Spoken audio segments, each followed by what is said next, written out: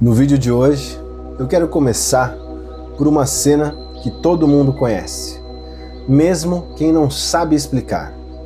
Tem dias em que você acorda leve e sem motivo claro.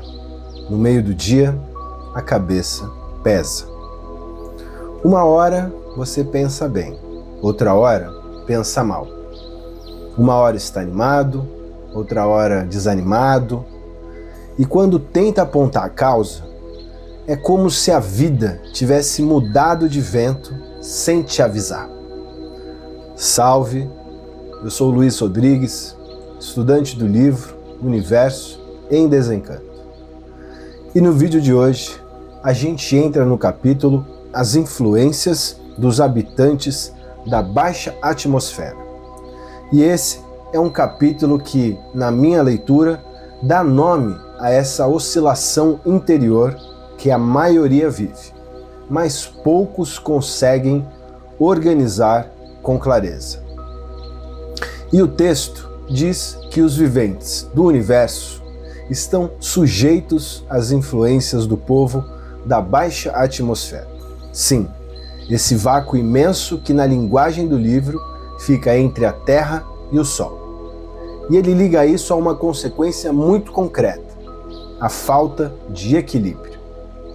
E aqui eu gosto de ir com calma e com humanidade. O capítulo não está falando de culpa no sentido moral. Ele está falando sim de condição. Ele está dizendo que existe um campo de influências, com variações, e que a humanidade, por não conhecer bem a sua própria natureza, fica variando junto com esse campo. E o capítulo faz questão de dizer: nessa baixa atmosfera existem bons e existem os maus, de todos os caracteres. E é daí que viriam essas alternâncias. Ora uma influência mais leve, ora uma influência mais pesada, ora uma inspiração boa, ora uma inclinação ruim, ora alegria, ora tristeza. Na minha leitura, isso explica uma coisa que eu considero muito delicada, mas sem humilhar ninguém.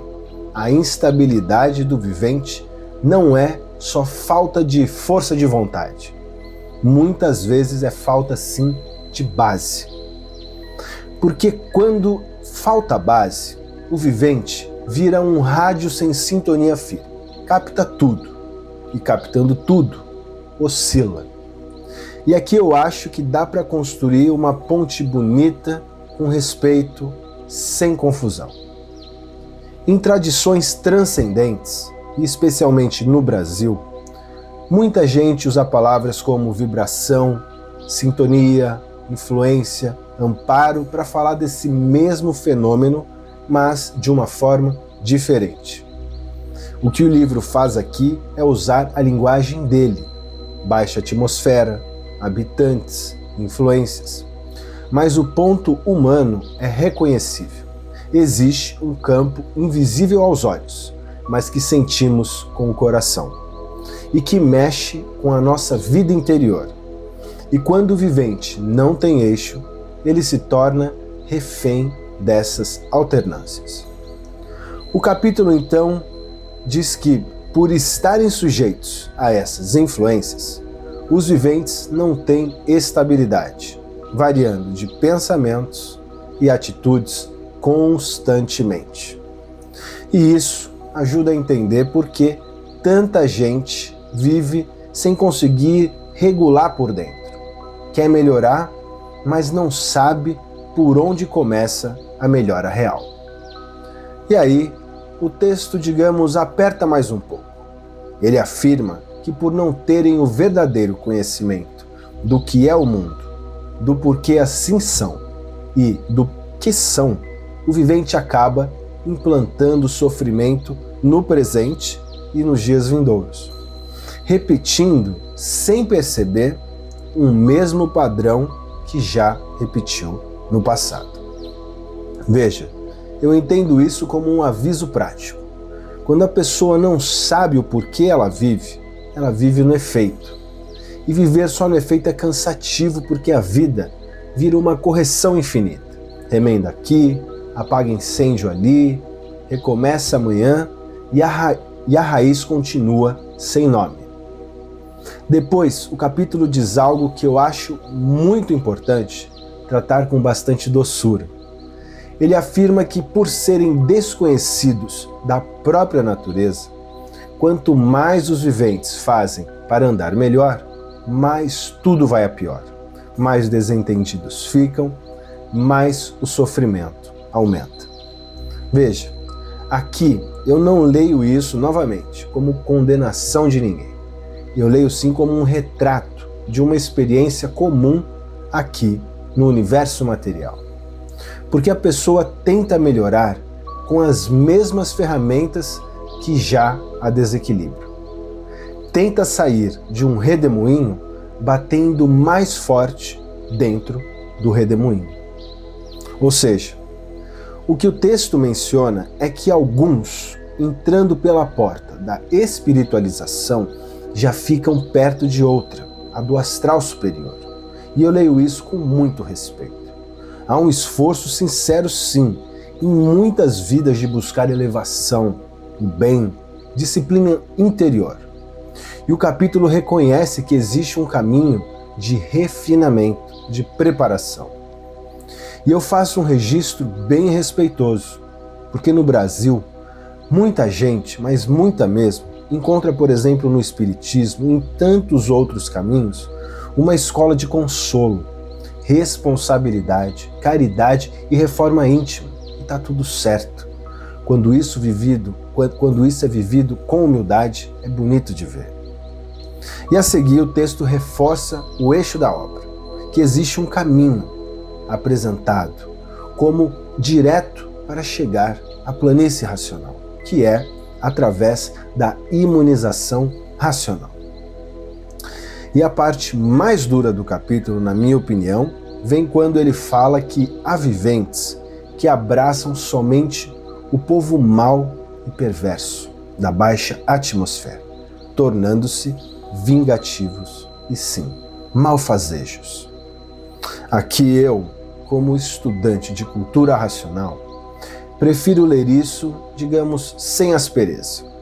Há pessoas que, por dores antigas, por hábitos, por ambientes e até mesmo por escolhas repetidas, acabam sim sintonizando com essas faixas mais densas. E quando a sintonia fica presa nessas faixas, o íntimo endurece, o pensamento fica mais agressivo e o coração fica mais reativo. O texto diz que esses viventes precisariam sim de um freio, de uma correção, e chega a afirmar que mesmo os seres invisíveis maus poderiam, com as suas influências, frear os instintos piores ainda desses viventes aqui na Terra. Olha isso. Mas eu não uso isso para dramatizar.